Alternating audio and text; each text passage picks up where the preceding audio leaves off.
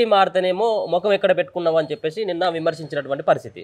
మీరు దాన్ని తప్పుదారి పట్టేయకండి, క్వశ్చన్ ని తప్పుదారి పట్టేయకండి. నేను అడిగి నేనేం చెప్పినా 12 మందిని తీసుకొని పోయినప్పుడు ఒక సిఎల్పి విలీనం చేస్తుంటే ఇప్పుడు మీ పార్టీ చేసింది ఏంటి? మీ పార్టీ కూడా 10 మంది, మీ పార్టీలో ఉన్నటువంటి 10 మంది తీసుకోవడం జరిగింది. రెండోది పార్టీ మారిండు అని చెప్పేసి నిన్న సబితా ఇంద్రారెడ్డిని, సునీత లక్ష్మారెడ్డిని ఉద్దేశిస్తూ మాట్లాడినటువంటిది. ఇలా రాష్ట్ర ముఖ్యమంత్రి కూడా పార్టీ మారినటువంటి వ్యక్తి కదా. పార్టీ మారిండ్రు అంటే వాళ్ళలాగా ఇట్లా అవమానం చేసిపోయినామా? విలీనం చేసిండ్రా? ఆశీర్వాదం తీసుకొని వచ్చిండు చంద్రబాబు నాయుడుతోని. తెలంగాణలో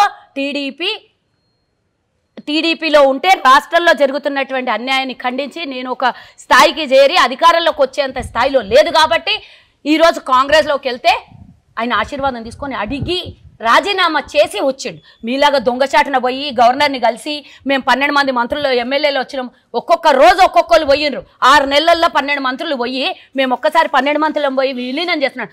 నిన్ను ఈరోజు రాజకీయ భవిష్యత్తు ఇచ్చినటువంటి కాంగ్రెస్ పార్టీకి నువ్వు సప్పుడు దాకా పోయి 4 గోడల మధ్యలో సప్పుడు దాకా పోయి లెటర్ ఇచ్చేసి వచ్చినావు. రేవంత్ రెడ్డి సప్పుడు దాకా ఇచ్చేసి వచ్చిండా? 22 మంది చంద్రబాబు నాయుడు దగ్గర ఆశీర్వాదం తీసుకొని కాంగ్రెస్లోకి వచ్చారు. ఆయన పర్మిషన్ తీసుకొని వచ్చారు. మీలాగా ఉంటే ఉగాది లేకుంటే శివరాత్రి, ఆడుంటేనేమో ఆడమ్మ ఈడుంటే ఈడమ్మ అన్న మాట్లాడే మాటలు పద్ధతులు కావు.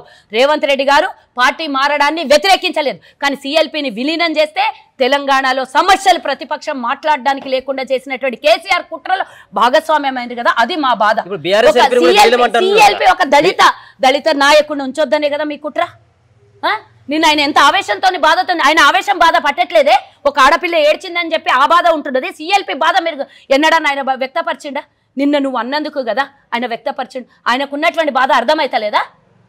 ఎన్నడూ తెలంగాణ చరిత్రలో ఎవ్వరు ఇయ్యంది ఒక సిఎల్పిని దళితుని చేసింది కాంగ్రెస్ పార్టీ. ఆ దళితుడు సిఎల్పిగా ఉండొద్దనే కుట్రతోనే కదా కేసీఆర్ మీరు చేసింది. ధరణి బిల్లు పాస్ చేసుకుంటారు. ఆ రోజు మాకు సిఎల్పి లేనందుకే కదా ధరణి బిల్లు పాస్ అయిపోయింది. మేము ప్రజాపక్షాన నిలబడి మాట్లాడతామనే కదా మీరు మా సిఎల్పిని విలీనం చేసేసిండ్రు.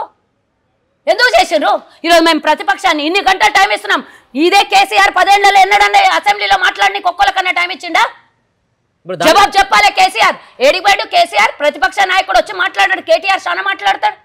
మేము పొడుస్తాం, ఏమో చేస్తాం, అది చేస్తాం, ఇది చేస్తాం అంటే మా వాళ్ళు అందరూ మరి బుల్లెట్ ప్రూఫ్తో వస్తున్నారంట. ఏమైనా చేస్తాం, తంతాం, కొడతాం, చంపుతాం అని అన్నారు కదా, చూపిస్తాం, అది ఇది అన్నారు. మళ్ళీ అంతమంది 9:30కు వచ్చి కూర్చుంటే 7 ఉన్నాడో చెప్పిండుగా కేటీఆర్. మీకు సమాధానం చెప్పేదానికి నేను చాలు, అందుకే మరి ఎందుకు చెప్పిపోయిందంట మీడియా ముంగలు వచ్చి ఇప్పటి నుంచి మాట షురువు అవుతుందని. ఏ మాట షురువు అయింది? ఇదేనా మీరు చేసేది?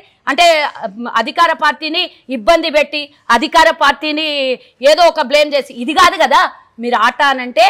సమస్యల మీద మాట్లాడండి, మేము దానికి సిద్ధంగా ఉన్నాం. రాత్రి 3 గంటల వరకు అసెంబ్లీ పర్మిషన్ ఇచ్చినాం. మేము మీలాగా తీసుకొని పోయి సస్పెండ్ చేయలే. మాకు ఈరోజు అధికారం ఉన్నది, కావాలంటే మిమ్మల్ని అందరినీ తీసి అవతలు ఎత్తేస్తుంటాం, కానీ చేయలేదే మేము ఆ పని.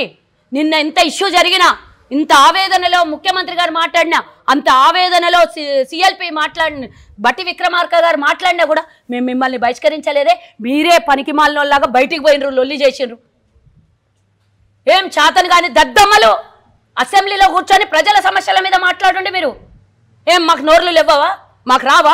మీరు చేసినటువంటి కుట్ర 2014లో 22 మంది గెలిస్తే 12 మందిని గుంజుకపోయినావు. 2018లో గెలిస్తే 12 మందిని గుంజుకొని పోయినావు. మీరు అడిగిన ఇందాక మీ పార్టీలోకి వస్తే ఒకటే, వాళ్ళ పార్టీలోకి బరాబర్ మా పార్టీని కూల్చేస్తా అన్నప్పుడు ప్రజలు మాకు ఆశీర్వదించారు. మీరెవడు మమ్మల్ని మా పార్టీని కూల్చేయడానికి? 5 ఏళ్ల కోసం మాకు శాశ్వతంగా 5 ఏళ్లు ఉండడానికి పర్మిషన్ ఆశీర్వాదం ఇచ్చిన ప్రజలకు మేము జవాబుదారీ. దాన్ని ప్రోత్సహిస్తున్నారా? ఫిరాయింపులకు పాల్పడేటువంటి ఎమ్మెల్యేలు మేము చెప్పినామా? వాళ్ళలాగా చెప్పలేదు కదా. మేము అభివృద్ధి కోసం, మా నియోజకవర్గం అభివృద్ధి కోసం వస్తున్నారని ఎమ్మెల్యేలకు చెప్పమని మేము చెప్పలేదు.